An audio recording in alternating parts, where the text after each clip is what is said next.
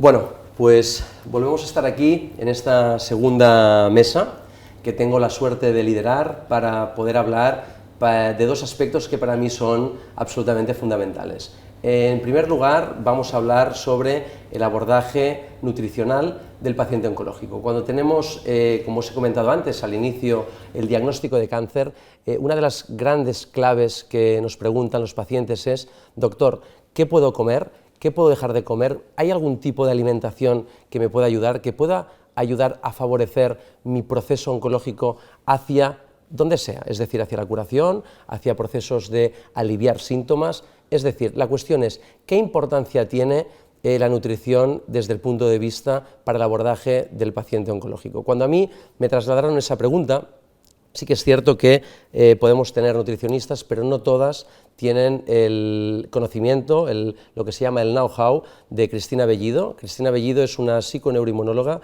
dietista especializada entre los ámbitos que toca fundamentalmente es precisamente el ámbito de la psico-oncología. Ella hizo un posgrado concreto en este ámbito y es una súper especialista que hoy nos va a dar unas pinceladas muy interesantes sobre este tema. Doy paso a la charla que Cristina, de una manera tremendamente amena y muy agradable, nos va a ofrecer pues, unos tips para que tengamos esta información y que nos va a ayudar sobre todo a integrar muy bien lo que es la nutrición para todos nuestros pacientes oncológicos. Cristina, pues te doy la palabra. Muchas gracias. Nos hace mucha ilusión que estés aquí. Gracias a vosotros. Y espero que nos des esa brillantez que siempre nos tienes acostumbrados. Muchas gracias, muy amable. Pues bueno, a mí me gustaría empezar como definiendo la medicina integrativa. Es la que combina las terapias médicas convencionales, la alopatía, junto con terapias complementarias. Siempre estas terapias complementarias van a ser terapias con evidencia científica de alta calidad. Nosotros, sobre todo, nos aseguramos que sean terapias con evidencia científica. Además, solemos estar a la vanguardia de la mayoría de estudios clínicos recientes y actuales. Es una medicina, como digo, que sobre todo busca la evidencia. ¿Qué aporta la medicina integrativa a la oncología? Sobre todo, la intención y el enfoque es mejorar la calidad de vida del paciente, mejora la sintomatología del mismo y también mejora los resultados de los tratamientos anticáncer, cosa fundamental y objetivo prioritario para nosotros. Las claves más importantes de la medicina integrativa, entre ellas están técnicas o estudios que trabajan la gestión del estrés, personaliza sobre todo la alimentación, aporta nutrientes, cuida nuestro intestino, básico para el enfermo oncológico, y intentamos estimular la práctica de deporte y actividad física. Dentro de la medicina integrativa hay muchas disciplinas, entre ellas está la PNI, la psiconeuroinmunoendocrinología, que utiliza muchas técnicas, entre ellas, sobre todo es una ciencia, prefiero definirla para que quede un poquito claro, es la ciencia que estudia la comunicación de los tres sistemas homeostáticos más importantes, que serían el sistema nervioso central, inmunológico y endocrino. El lenguaje de estos tres sistemas es a base de neurotransmisores, hormonas, citoquinas, y esto ofrece que podamos hacer un trabajo muy integrativo, sobre todo en el paciente oncológico, que es un paciente multidisciplinar. Como os decía, una de las bases de este tipo de enfoque es aliviar el estrés crónico, ya que sabemos que cambia el cerebro y empieza a liberar sustancias proinflamatorias, y veremos qué importancia le damos nosotros a la inflamación. Sabemos que técnicas como el yoga, el tai chi, qigong, meditación, mindfulness, masajes reducen sus niveles de sangre. La salud intestinal para nosotros es fundamental, ya que la mayoría como el 70% de nuestras defensas están ubicadas en nuestro aparato digestivo. Sobre todo es porque hay miles y miles de ganglios linfáticos, ya que el intestino, el aparato digestivo, es larguísimo, por lo tanto hay miles y miles de ganglios linfáticos, lo que llamamos el sistema GAL. Se alimenta este sistema linfático de la flora, fauna intestinal, de las bacterias, de hongos, de algunos parásitos saprófitos que liberan citoquinas que nutren a esos linfocitos que se encuentran en los ganglios linfáticos. Debemos saber que, por ejemplo, nosotros utilizamos test para evaluar disbiosis intestinales. La disbiosis intestinal es un factor común en todos los pacientes oncológicos y es muy importante tenerla en cuenta y estudiarla para poder ofrecer también un trabajo muy personalizado y muy individualizado, siempre, y quiero resaltar y destacar, con el consenso del equipo oncológico y siempre en contacto con todo el equipo. En este tipo de test podemos evaluar toda la ecología o toda la microecología intestinal, bacterias que pertenecen a la parte microinmunitaria, la parte inmunomoduladora, bacterias que forman parte de la microbiota nutritiva, bacterias proteolíticas, otros microorganismos, entre ellos hongos y levaduras, y arqueas, que son otros microorganismos que no son bacterias, sin embargo tienen como 2 o 3 veces más, un porcentaje genético mayor que las propias bacterias y que todavía tenemos mucho que estudiar sobre ellas. Es muy interesante porque, por ejemplo, dentro de la microbiota inmunomoduladora tenemos bacterias como los Lactobacillus bifidus, y los bífidos en concreto son productores, sintetizan neurotransmisores tan importantes como la serotonina. Un paciente que tenga bífidus deficitarios va a tener una deficiencia de serotonina a nivel intestinal y va a tener estreñimiento, con toda seguridad. Así que una forma de trabajar, por ejemplo, el estreñimiento en estos pacientes sería evaluar esos test de disbiosis, evaluar si estos bífidus están bajitos y poder equilibrarlos. También dentro de la microbiota nutritiva tenemos bacterias tan importantes y muy estudiadas como, por ejemplo, la Akkermansia. La Akkermansia es una de las bacterias más estudiadas dentro de toda la microecología intestinal. Es una bacteria, sobre todo, que tiene una relación fundamental con nuestro metabolismo. Es una bacteria que se ocupa de sintetizar ácido butírico, que es un elemento esencial para mantener una microbiota estable, porque favorece y da alimento al resto de bacterias, sobre todo las inmunomoduladoras, pero también repara la mucosa intestinal, favoreciendo o evitando que no haya demasiada permeabilidad, básico para mantener una buena inmunidad en el paciente oncológico. Como os decía, también es una bacteria muy relacionada con nuestro metabolismo y con la estabilidad de un buen índice glicémico. Tenemos estudios que sabemos que la mayoría de pacientes, por no decir todos los pacientes con sobrepeso o obesidad, tienen Akkermansia siempre bajita. Así que este tipo de test van a ser muy interesantes, nos van a aportar mucha información y nos van a ofrecer el hecho de que podamos hacer trabajos muy personalizados, muy detallados.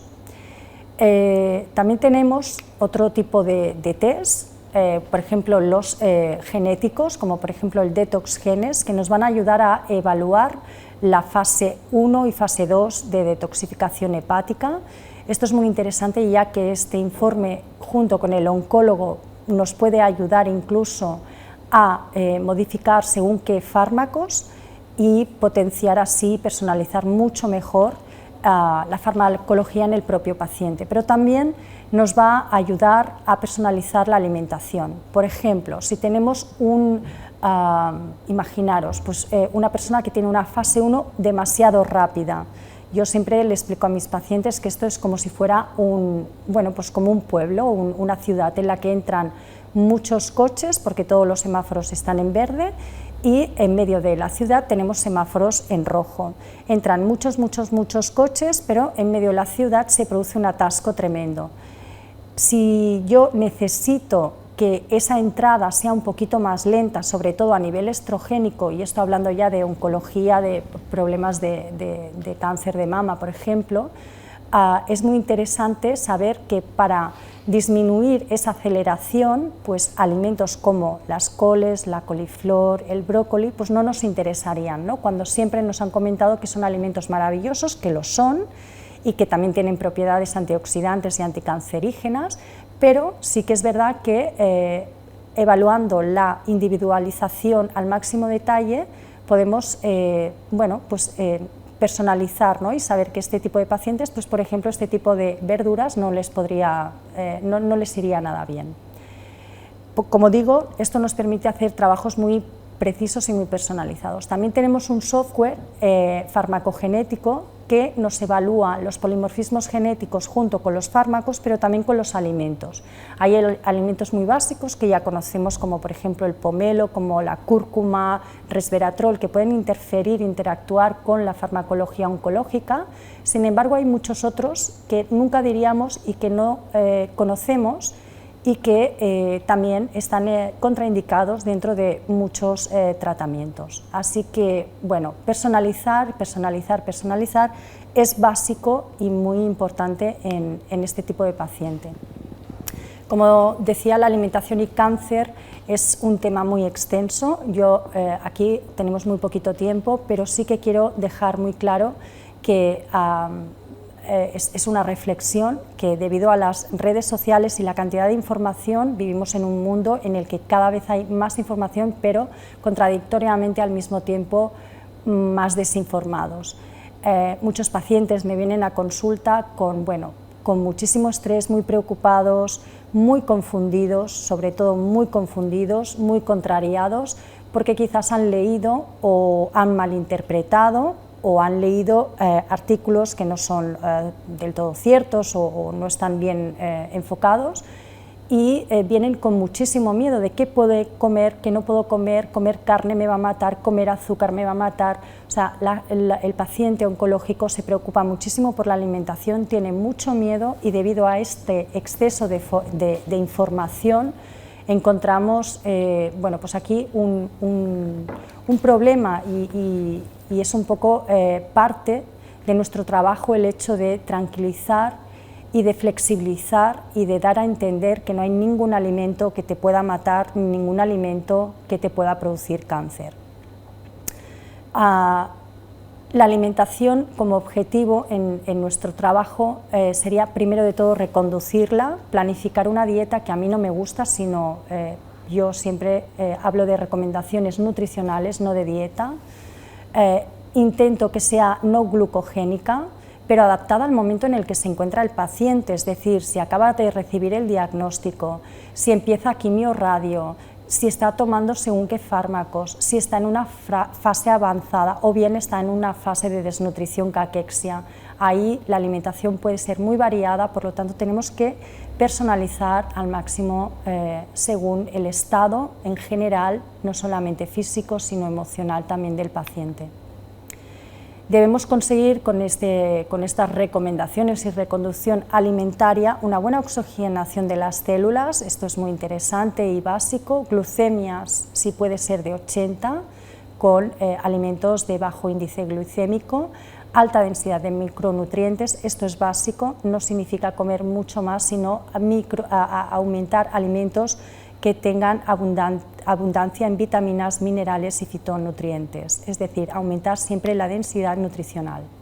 Como micronutrientes interesantes tenemos la vitamina D, que del todo ya es muy conocida, tiene una acción pleiotrópica, es decir, que interviene en muchísimas funciones. A mí me parece muy interesante la intervención en la secreción de la insulina del páncreas. También participa en el crecimiento y maduración celular, regulación del sistema renina, angiotensina, aldosterona, control del celular y apoptosis, regula el sistema inmunitario, es un mensajero químico, regulando la transcripción genómica. O sea, imaginaros lo interesante que llega a ser esta prohormona. Y regula los niveles de calcio y fósforo, esto es interesante, porque también mejora el buen funcionamiento del sistema nervioso y muscular, así que también el paciente va a notar una mejoría en su relajación a nivel muscular. Estimula también la absorción del calcio en el intestino y reabsorción en riñones. La vitamina C es un gran desconocido, a pesar de que todo el mundo la conoce, porque en muchas ocasiones hay como mitos, ¿no?, sobre la vitamina C. Fijaros que su fórmula es muy parecida a la de la glucosa, también tiene 6 átomos de carbono, es una célula la célula cancerígena se cree que es una glucosa, no tiene contraindicaciones de sobredosis, cosa que se pensaba que sí, y también se pensaba que podía producir toxicidad a nivel renal, cosa que no es así. De por sí no produce esa insuficiencia renal, pero sí que es verdad, sí que hay insuficiencia renal, no se recomendará. La única contraindicación sería en las hemacromatosis, porque ayuda a absorber hierro. El problema, en problemas digestivos, por ejemplo, se dará en forma de ascorbato de sal, como la éster, es decir, vitaminas C esterificadas. Los leucocitos también es interesante saber que funcionan muchísimo mejor si están saturados de vitamina C. Es un nutriente esencial, es decir, que es imposible sintetizarlo. El ser humano no lo puede sintetizar a partir de otro sustrato, por lo tanto dependemos de su aporte dietético, y su función básicamente es antioxidante. Importante, no se recomendará ningún antioxidante, ni cúrcuma, ni el día de la quimioterapia, ni en los 2 días posteriores de la misma. Sí que se podría tomar a partir del 3er día, pero yo siempre en esto soy bastante comedida y muy precavida, por lo tanto yo espero o suelo esperar bastantes días más, como una semana o un poquito más incluso. Las vitaminas del grupo B para mí son indispensables, aparte de que intervienen en la metilación, en la fase de detoxificación hepática de metilación, fase 2, en la metilación de histonas y en las enzimas respiratorias mitocondriales. Son precursores, la riboflavina, la niacina, el pantotenato, de esas enzimas respiratorias mitocondriales, ofreciendo muchísima más energía a nivel en general. Los fitonutrientes son otros elementos indispensables que, como antioxidantes, anulan los diferentes radicales libres, aumentan los procesos de detoxificación, secuestran los radicales libres antes de que puedan lesionar el material genético, cosa que me parece maravilloso, y estimulan la reparación del ADN. Como fitonutrientes tenemos muchísimos, no me da tiempo mencionarlos todos, pero bueno, desde betacarotenos, polifenoles, etcétera, etcétera. Quería hacer mención y no olvidarme de los hongos, de los extractos de hongos en oncología, porque yo creo que aquí se debería de prestar un poquito más de atención, cosa que no se hace y me llama mucho la atención, porque fijaros, cualquier oncólogo sabe que es muy interesante para la inmunoterapia, para los tratamientos inmunoterápicos, la infiltración linfocitaria. Los hongos, los extractos de hongos, aumentan la infiltración de linfocitos en el tumor. Así que esto de verdad hago como una especie de llamamiento, porque es algo a tener muy en cuenta, a estudiarlo y a prestarle muchísima más atención. Estimulan los macrófagos, los linfocitos y la producción de inmunoglobulinas, inducen la producción de citoquinas y son unos grandes inmunomoduladores. Aumentan los linfocitos T, los natural killer y su actividad. Como sabemos, el cáncer es una enfermedad genética, epigenética, también, por supuesto, es una enfermedad con un proceso inflamatorio muy importante. Nosotros, para trabajar la inflamación, tenemos varios recursos, pero uno de los más importantes, interesantes y con mejores resultados es el omega 3, en este caso el DHA. Es un ácido graso, omega 3, más insaturado de cadena más larga que existe, es carencial prácticamente en toda la población mundial. Es una sustancia también pleiotrópica, por eso tiene muchísimas y múltiples acciones, sistema nervioso, ojos, corazón, etc. Tiene esa acción antiinflamatoria, mediadores proteicos, control de citoquinas proinflamatorias. Solo dar, y es interesante, omega 3, DHA en dosis altas, mínimo 1000 miligramos, no dar omega 6 ya que lo tenemos en exceso en nuestra alimentación cotidiana, y muy interesante para apoyar los tratamientos de quimio y radioterapia que sí que se pueden utilizar, siempre, y vuelvo a repetir, en consenso con todo el equipo oncológico. Nosotros utilizamos, y es muy interesante para nosotros, la dieta antiinflamatoria. La dieta antiinflamatoria, sus características básicas es que hay un aumento en los alimentos con un alto contenido en ácidos grasos de omega 3, evita o disminuye los alimentos en alto contenido en ácidos grasos saturados de omega 6 y prioriza alimentos con un alto contenido en antioxidantes como la vitamina A, C, E, potasio, minerales, selenio, calcio, magnesio y vitamina D. La dieta antiinflamatoria tenemos que tener en cuenta que está indicada en todas las situaciones de inflamación, contraindicadas en situaciones de desnutrición, tratamientos de quimio o radioterapia no se podrá aplicar, y contraindicada, por supuesto, en lactancia y embarazo. Otra cuestión que nos solemos encontrar en el paciente oncológico es la desnutrición. La malnutrición se da en el 40-80% de pacientes con cáncer a lo largo de la enfermedad. El 80-90% de los pacientes con neoplasias avanzadas o metástasis presentan pérdida ponderal de un 10% del peso habitual, y estas alteraciones pueden estar producidas por el propio tumor, pero también por el propio paciente, por esa gran afectación del diagnóstico en una primera instancia, depresión, soledad. Muchos pacientes son mayores, viven solos, no se pueden cocinar, no están bien atendidos. Todo esto lo tenemos que tener en cuenta. También producidas por la cirugía pancreática, hígado, vesícula biliar, vías biliares, producidas por la radioterapia, por la quimioterapia, que ofrece muchas veces o favorece enteritis agudas, mucositis, esofagitis, náuseas, vómitos, alteración del gusto, olfato y estreñimiento. El soporte nutricional como objetivo será siempre evitar la desnutrición, mejorar la eficacia y tolerancia del tratamiento oncológico y disminuir el riesgo y complicaciones, favorecer, por supuesto, la actividad física, concienciación de instaurar una dieta personalizada antes del inicio de los tratamientos quimioterápicos, y los pacientes bien nutridos sabemos que son los que tienen mayor probabilidad de responder positivamente al tratamiento. El paciente oncológico necesita un seguimiento muy cercano, es muy importante ofrecerle herramientas, tener en cuenta si hay mala tolerancia, si tiene problemas con los olores, sabores. Siempre vamos a intentar ofrecerle eso, herramientas para que puedan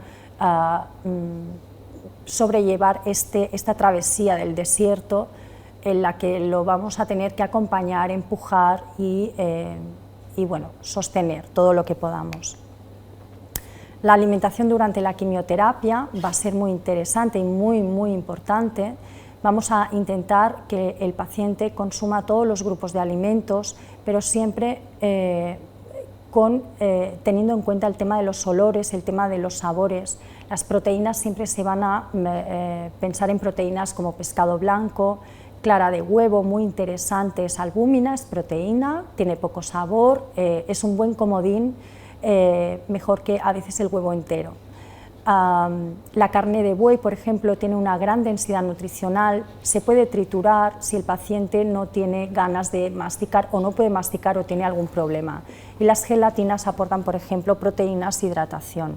Una dieta en estos casos, este tipo de dietas también tiene que estar presentes los hidratos de carbono. Dietas bajas en gluten son más interesantes, pero si al paciente le sienta bien, yo intento nunca eliminar, sino en todo caso sustituir por otro tipo de cereales que puedan ser más óptimos para él.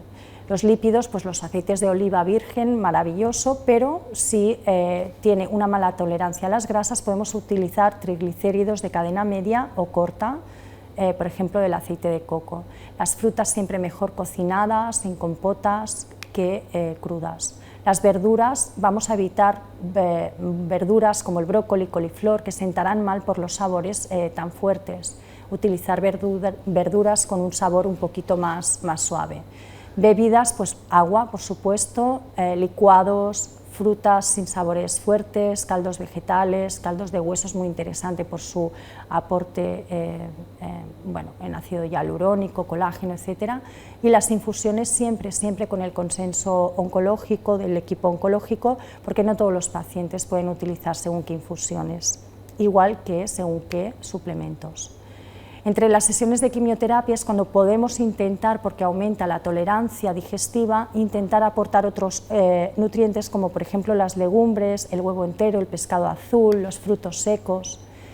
Y quiero ya terminar con un trabajo que se presentó en The New England Journal of Medicine, que los enfermos con un cuidado paliativo temprano en este caso eran un estudio con pacientes oncológicos con cáncer, cáncer de pulmón metaplásico, se vio que mejoraba la vida en 2 grupos de estudio, aumentando la calidad de vida y supervivencia, simplemente con el hecho de estar muy encima de ellos, prestarles mucha atención, mucha empatía, escucha, cariño, en definitiva amor, ¿no? Prestarles todo tu amor y atención. Son pacientes que requieren que les des tu teléfono, tu correo electrónico, te van a preguntar muchísimo, van a estar muy asustados, bastante tienen, así que nosotros en este caso también forma parte de nuestro trabajo ofrecer esa empatía, ese cariño y ese soporte que pienso que es totalmente indispensable.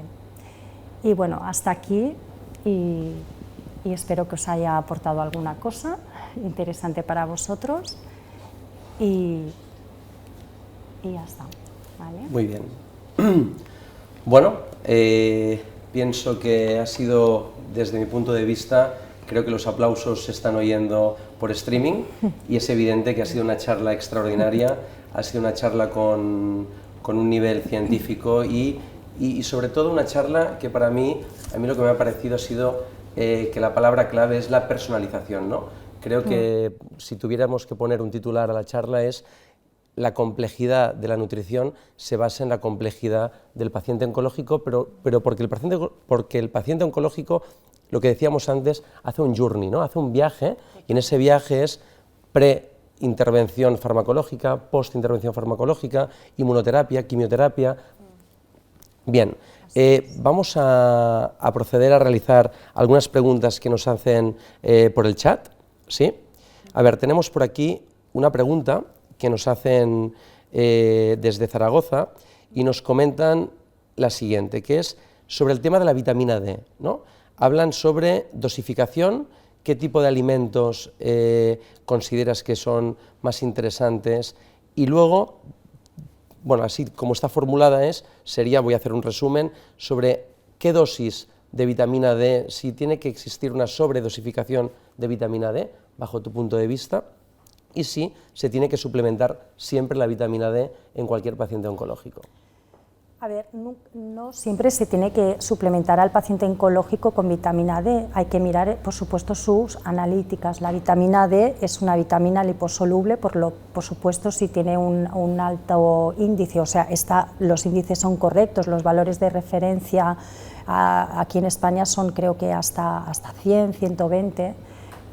Sé que en Estados Unidos se dan dosis mucho más altas, pero nosotros, bueno, somos más comedidos y yo, por supuesto, un paciente que tenga una vitamina D en el rango óptimo no lo voy a suplementar, pero causalmente o no, la mayoría de pacientes oncológicos tienen deficiencia de vitamina D, por lo tanto, yo no me he encontrado ningún paciente oncológico que no lo tenga que suplementar con vitamina D, porque todos absolutamente tienen deficiencia de vitamina D.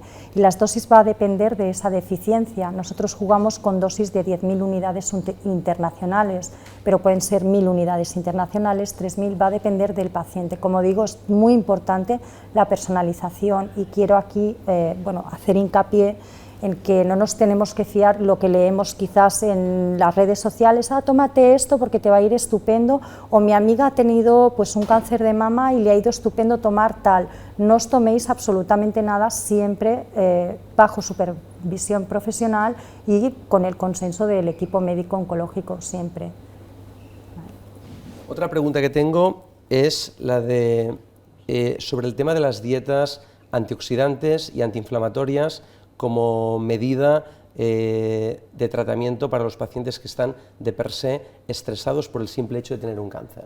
Claro, yo ahí nunca, por eso digo que yo hablo de recomendaciones nutricionales, no de dietas. A mí no, yo creo que no hay que ser talibanes en absoluto, ni extremistas, que tenemos que ser muy, muy flexibles y que tenemos que acompañar el estado en el que se encuentra el paciente, sobre todo emocional. Si es un paciente que está muy asustado, que está muy preocupado, que se estresa, que le da mucho miedo, no le puedes decir, por ejemplo, que el azúcar es malísimo y que ni se le ocurra tomar azúcar. ni no comas carne, es que esto yo lo he llegado a oír. Hombre, no hay que ser talibanes ni extremistas, lo que tenemos que es apoyar al paciente desde el cariño, con mucha flexibilidad y siempre pensando en el momento en el que se encuentra. Y este tipo de dietas son dietas con un objetivo, son herramientas terapéuticas con un objetivo terapéutico, pero que no siempre son aplicables a todos los pacientes oncológicos. Por su situación, por la propia enfermedad, por el fármaco con el que se encuentran, hay que personalizar siempre.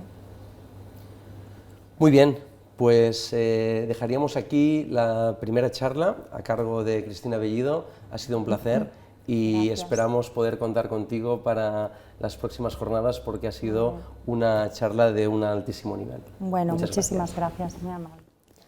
Vamos a proceder a la charla. Uy, sí, ok, vale. Vamos a proceder ahora a la segunda charla que nos está acompañando aquí con nosotros la doctora Elvira Herrería. Es una reputada especialista en psiquiatría. En su etapa formativa se especializó en el ámbito de la psicooncología como uno de sus targets terapéuticos y nos va a ofrecer pues unos tips muy interesantes sobre el abordaje psicofarmacológico del paciente oncológico. Pero a mí sí que me gustaría, cuando estuvimos hablando con Elvira, que más allá de que nos ofreciera una charla sobre psicofármacos, que ciertamente es interesante, sí que creo que es mucho más interesante, y acuñando una palabra que nos ha comentado la colega Cristina Bellido, es ese perfil de personalización, ¿no? Es decir, qué approach tiene la doctora Herrería, que precisamente es lo que le hace diferenciar, lo que le hace ser un punto diferenciador frente a otro tipo de especialista, es decir, qué approach tiene a nuestros pacientes y evidentemente quiero que nos cuente cosas del ámbito de la psicofarmacología, pero sobre todo qué approach ella nos ofrece y qué approach nos puede enseñar en su labor profesional. Elvira. ¿Tomo la palabra? Vale. Adelante. Bueno, hola, ¿qué tal? Yo de entrada te estaba escuchando y pensaba, jolín, me va a quitar el trabajo, porque ya he estado hablando de empatía, de acompañamiento, de flexibilidad, de entender las necesidades, ¿no?, del paciente, y yo creo que bueno, van por ahí los tiros también desde nuestra especialidad. Creo que también es muy importante la individualización, ¿no? ¿Esto funciona así, por cierto? ¿Doy al play y ya sale? Vale, sí. Genial. Bueno, es muy importante la individualización y es muy importante la personalización, pero sobre todo la empatía. Sobre todo la empatía y sobre todo el entender que la persona con un diagnóstico oncológico y que está bajo un tratamiento de esas características, pues tiene un sufrimiento psicológico muy importante que se añade al sufrimiento físico, ¿no?, que además pueden ir paralelamente y de la mano. En fin, entonces, por no dilatarme más con la introducción, es muy importante saber, y yo creo que todos somos conscientes, ¿no?, de que el paciente oncológico tiene mucha comorbilidad de trastornos mentales en frecuencia. Y existen muchas publicaciones, ¿no?, que lo avalan. No hay consenso sobre la prevalencia, pero bueno, más o menos viene siendo entre un 25 y un 50%. También por su propio peso cae que el trastorno más frecuente es el trastorno ansioso-depresivo, normalmente de tipo adaptativo. Esto estaría dentro de los trastornos afectivos, y luego hay mucho insomnio y hay mucha ansiedad.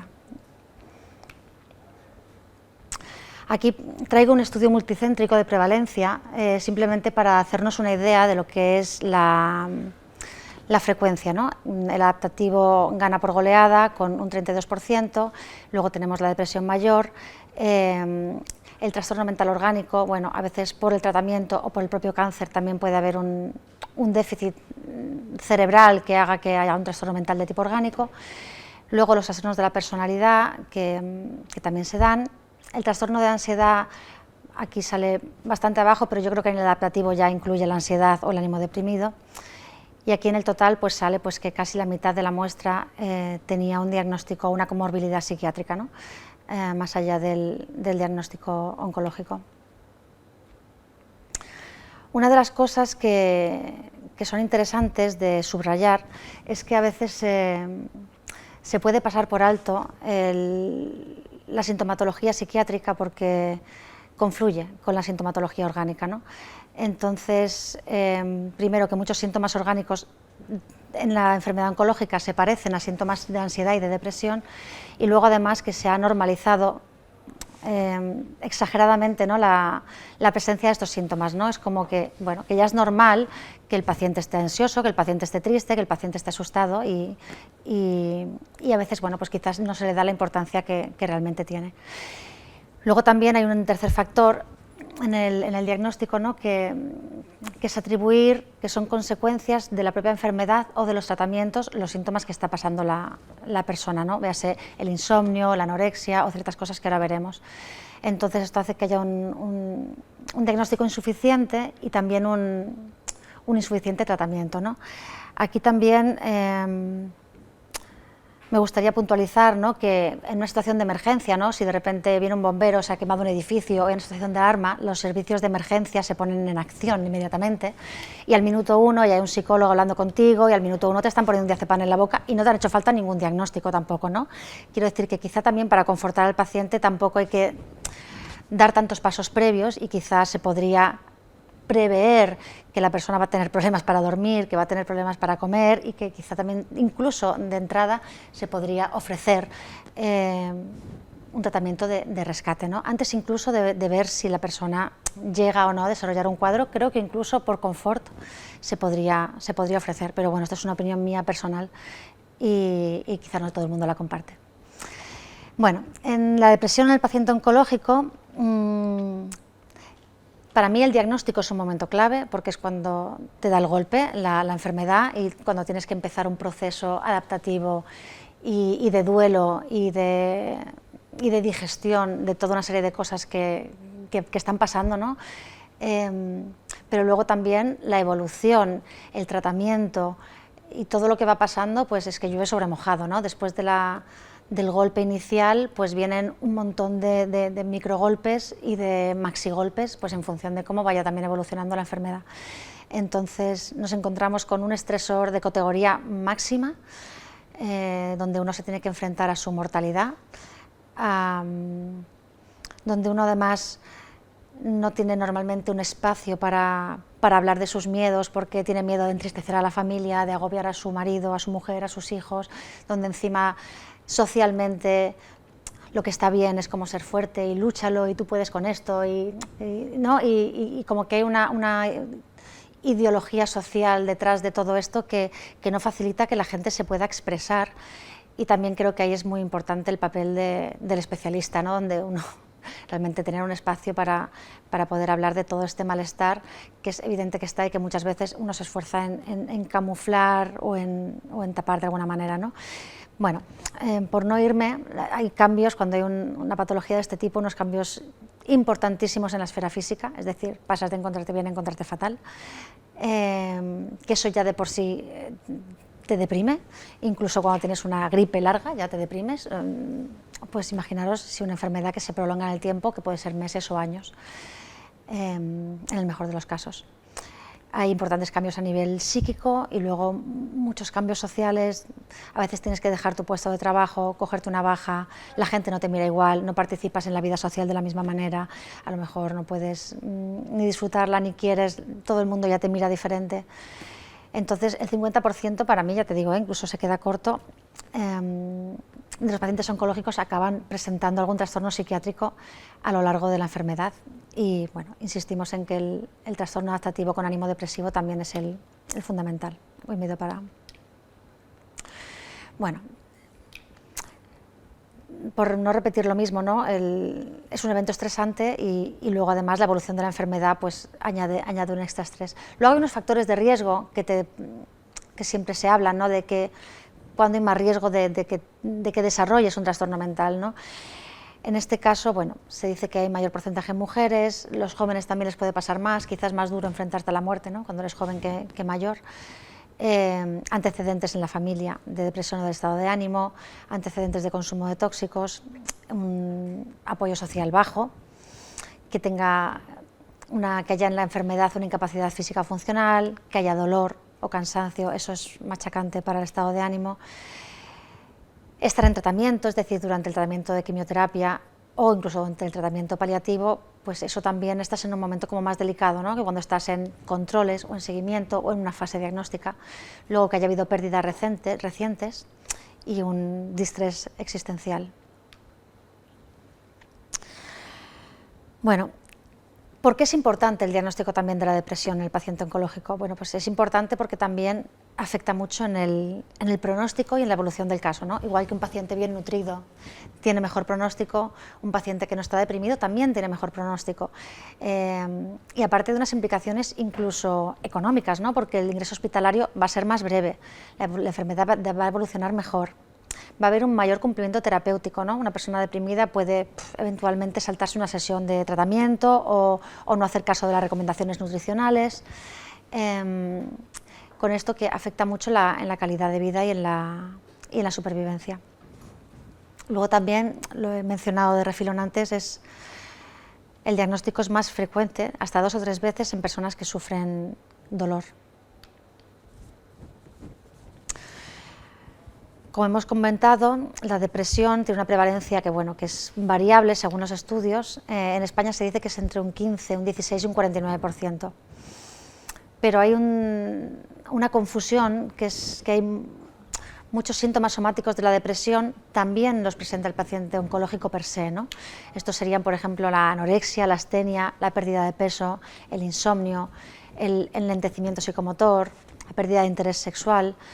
Todos estos ítems que son básicos en nuestra exploración como psiquiatras para el diagnóstico de un trastorno depresivo, en el paciente oncológico no tienen tanto valor, puesto que ya están por la enfermedad en sí misma, ¿no? Entonces, ¿en qué nos tenemos que fijar, ¿no? Para hacer un diagnóstico apropiado?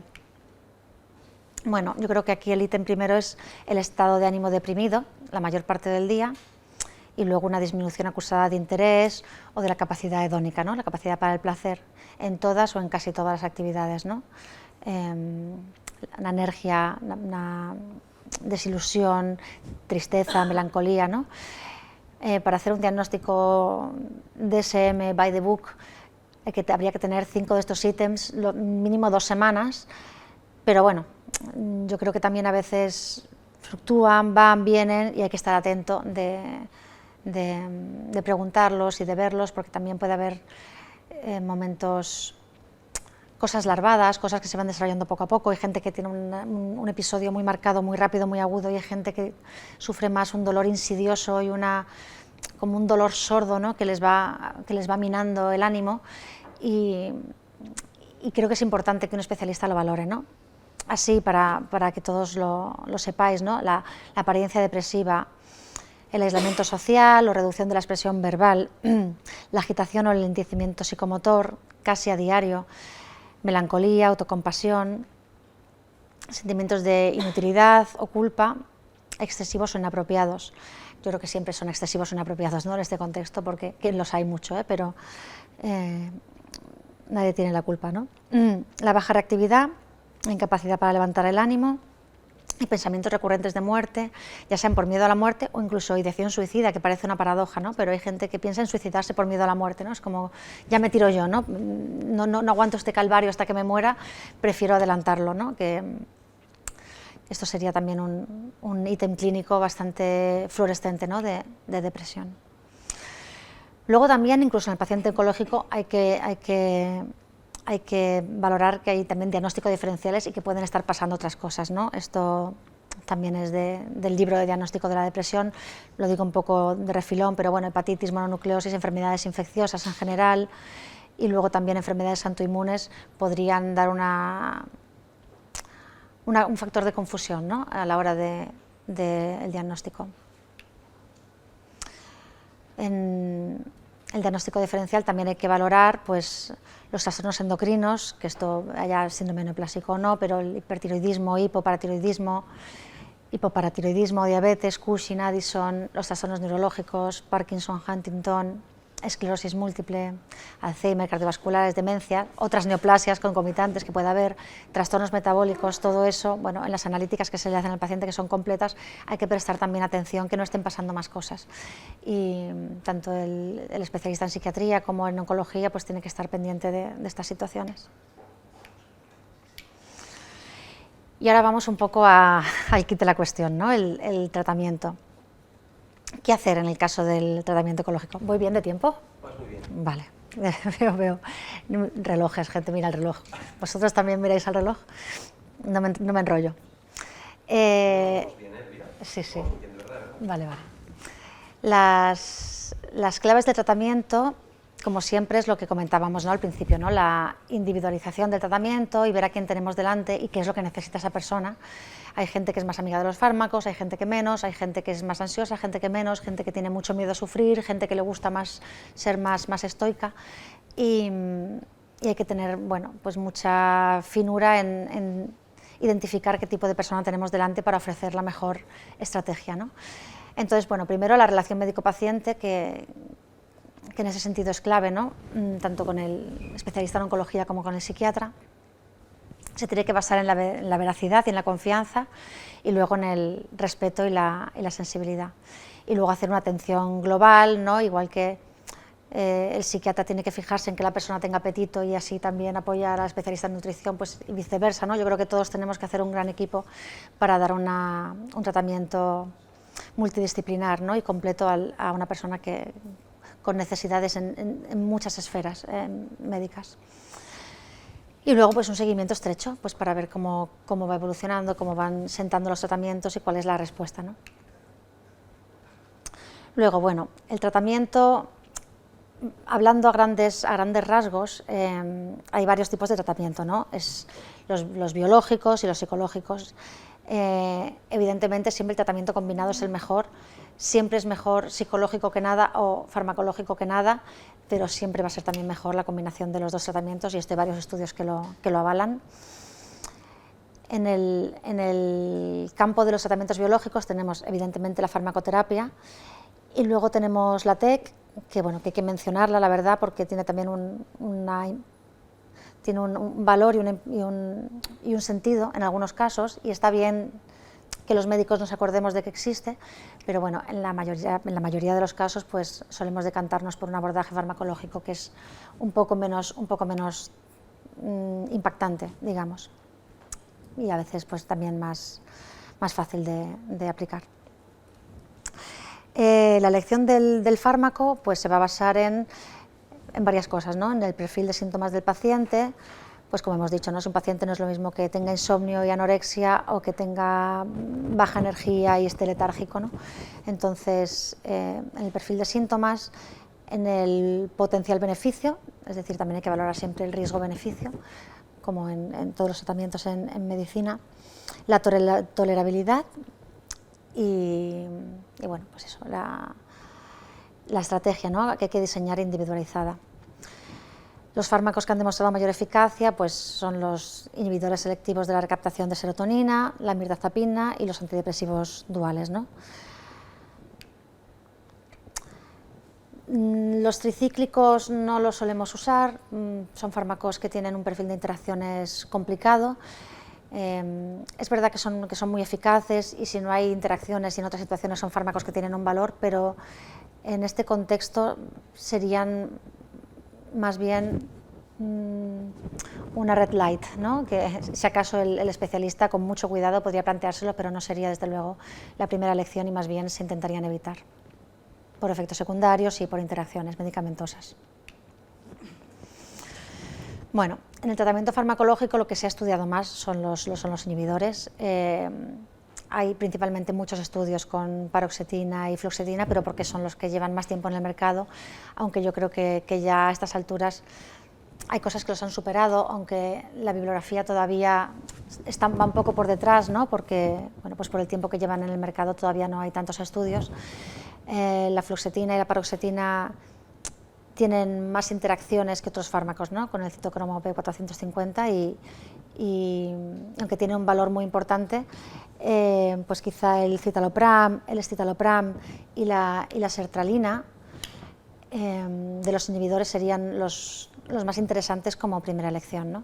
La sertralina la manejamos en un rango entre 50 y 200 miligramos al día, y bueno, hay varios estudios que avalan que las dosis a partir de 50 a 75 mejoraban bastante la función ejecutiva y la ansiedad en pacientes con cáncer en estadios avanzados.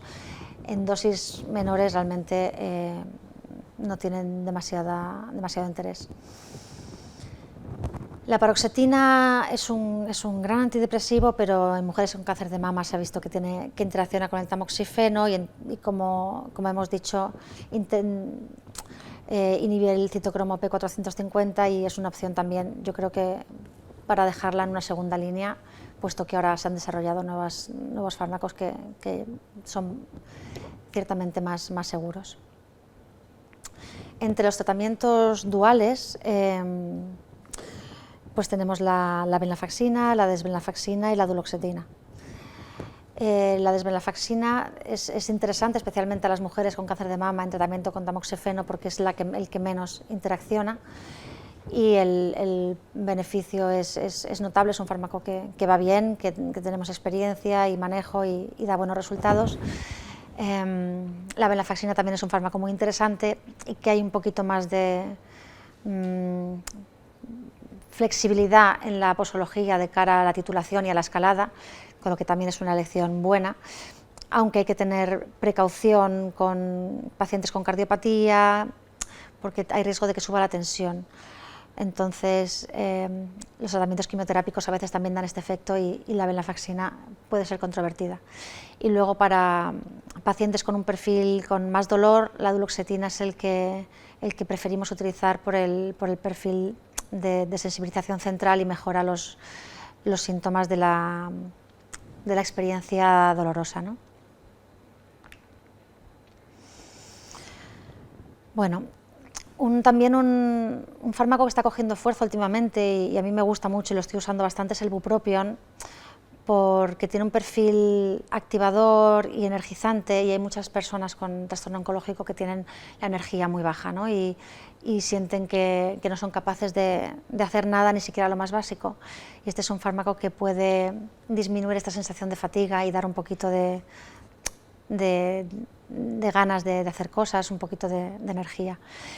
Ojo, porque hay también un perfil de gente que le puede activar de más y puede dar un insomnio secundario, aunque yo en realidad en la práctica clínica está muy descrito, pero yo no me lo he encontrado tanto. La experiencia subjetiva, mi expertise, tengo un feedback positivo de los pacientes con este agente. Y luego la mirtazapina es un fármaco muy interesante porque los efectos secundarios que en otros pacientes nos pueden suponer un freno para usarla, que es el aumento de peso y la sedación, pues en el paciente oncológico puede convertirse en un jugador a favor, ¿no? En la partida, porque les aumenta un poquito el apetito y les ayuda a descansar y además potencia el estado de ánimo, porque también tiene un perfil antidepresivo bien, con cierta eficacia. Luego hay tratamientos sintomáticos, ¿no? Hay tratamientos que van más allá del simple hecho de tratar la depresión, que puede ser pues, tratar problemas asociados, ¿no? Para mejorar pues eso, el dolor, las náuseas, incrementar el apetito, el insomnio. Y se pueden utilizar fármacos con el mero fin de mitigar ciertos síntomas, ¿no?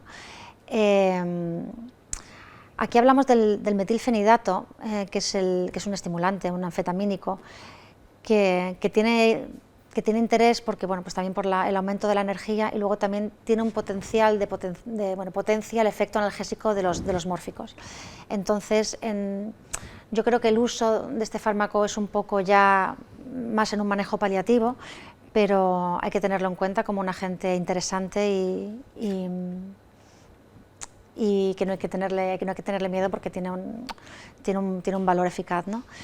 Y luego también pues otros fármacos como la trazodona, la mefazodona, lo que hacen es básicamente mejorar la calidad del sueño, inducir, mantener, llegar a una fase de sueño más reparadora, que también creo que son interesantes como tratamiento coadyuvante, ¿no? A los antidepresivos, a los analgésicos, a todo el abordaje. Bueno, lo que hablábamos del metilfenidato, normalmente se utiliza la presentación de liberación más corta, ¿no? que es más fácil de controlar de cara, sobre todo al final del día y al sueño, y lo que hace es que, bueno, pues que incrementa la dopamina y la noradrenalina. No suele asociar ansiedad, pero si la ansiedad existe, pues hay que tener cuidado porque la puede empeorar, ¿no? si es una persona muy ansiosa. Pero bueno, una persona que esté tranquila o que esté con un mórfico, pues normalmente se tolera bien. Puede producir o empeorar anorexia, esto sí que es notable. Quita bastante el hambre y eso sí que puede ser una razón para inhibirnos de su uso. Evidentemente no se recomienda administrar después de las 2 por lo que he dicho, ¿no? Porque puede afectar al sueño. ¿Y cuál es el uso que le damos, ¿no? Pues disminuir la fatiga, aumentar la sensación de bienestar y potenciar el efecto analgésico de los opioides. Bueno, de cara a las interacciones, pues un poco yo creo que para quedarnos con un highlight, lo importante sería saber que la mayoría de los antineoplásicos están sujetos a metabolización por el citocromo, por el CYP450, 3A4, y deberían ser utilizados con precaución en el uso concomitante con inhibidores de esta isenzima. Y aquí pues subrayo los más relevantes, ¿no? La fluoxetina, la sertralina y la paroxetina. Fluvoxamina, citalopram o citalopram, son todos los ISRS, pero como he dicho, la sertralina y el citalopram serían los más adecuados. En negrita pues pongo la desvenlafaxina, la venlafaxina, la mirtazapina, pues son más seguros porque el potencial inhibidor de este citocromo es mínimo. Y luego hay que tener cuidado de mezclar venlafaxina y tramadol por la posibilidad de un síndrome serotoninérgico que es relativamente frecuente y es de un riesgo, como sabéis, importante. Dentro de lo que no son antidepresivos, la melatonina es un fármaco que ayuda bastante a la inducción del sueño y que se puede usar con mucha tranquilidad, y además se ha visto que también puede reducir los síntomas y ayudar, ¿no?, a los pacientes con depresión mayor. Y luego pues el calecoxib parece ser más eficaz que el diclofenaco, ¿no?, en pacientes con depresiones moderadas y cáncer de mama, de acuerdo con algunos de los estudios que hemos revisado. Bueno, ¿y qué limitaciones hay?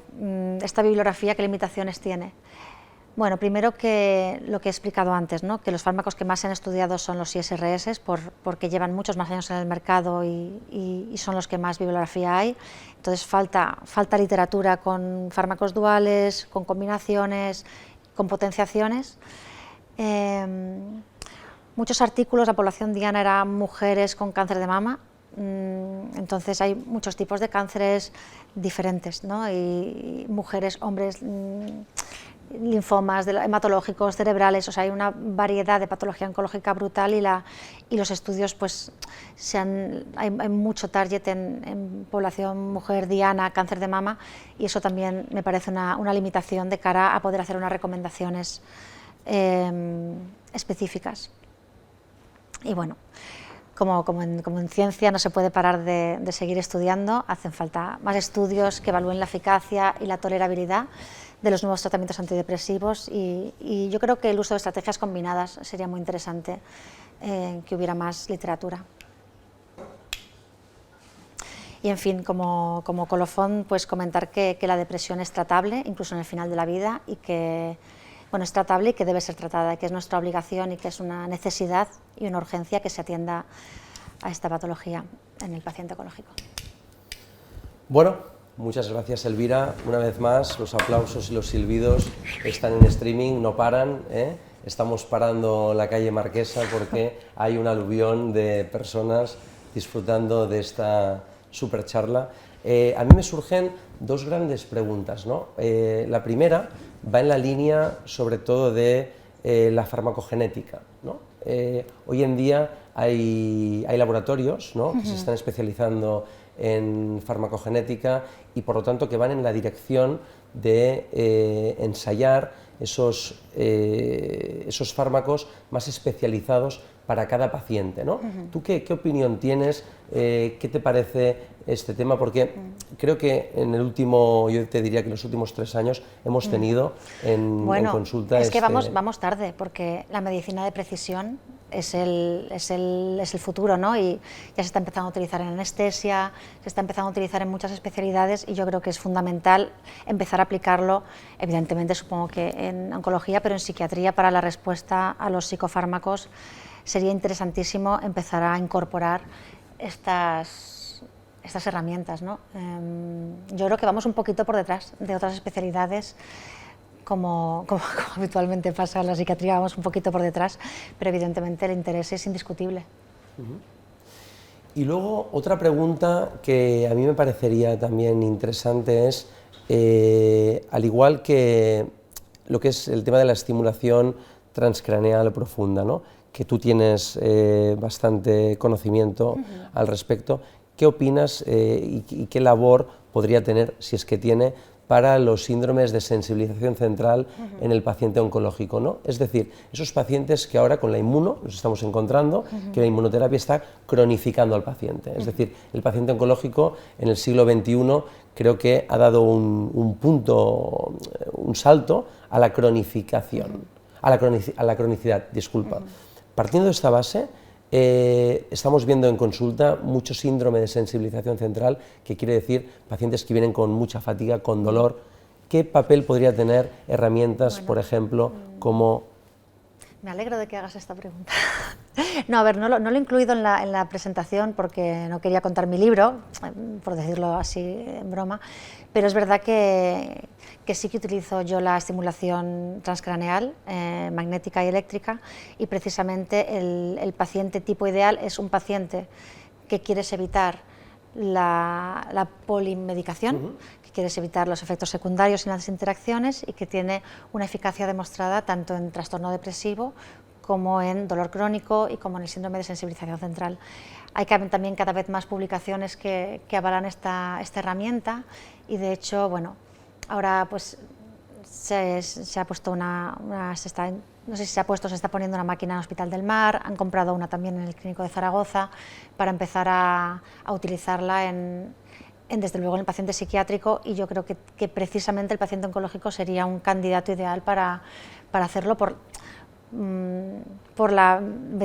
los efectos secundarios son muy ventajosos porque son casi inexistentes y además no hay interacciones medicamentosas, no hay problemas cruzados, y la eficacia sí que se está demostrando cada vez más con bibliografía.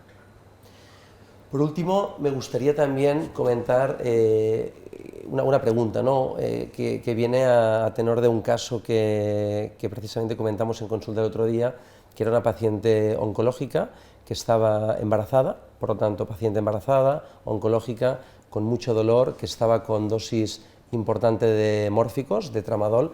La cuestión es que en su momento la estaban tratando también con una, si no recuerdo mal, con una venlafaxina, ¿no?, a dosis aproximadamente de 300. Cuéntanos, por favor, un poquitín tu experiencia alrededor de lo que serían esos posibles síndromes serotoninérgicos, si existen, si no existen, si son frecuentes, si tenemos que estar con ojo avizor con este perfil de pacientes. A ver, cuando estudias, te lo estudias muy bien porque sabes que es de lo más grave que te puede pasar, pero cuando empiezas a trabajar te olvidas, porque realmente en la práctica clínica no te lo encuentras tanto, ¿no? Este caso es verdad que justo recientemente tuvimos el caso de una mujer que estaba con la venlafaxina y que estaba con el tramadol. Y bueno, nos avisaron por la interconsulta porque la paciente pues de repente pues empezó con mioclonías, con debilidad, con sudoración, con midriasis, hiperreactividad.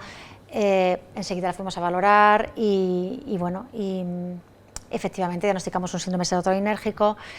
Nos agobiamos todos un poco porque cuando estas cosas suceden la verdad que es bastante grave y es una emergencia.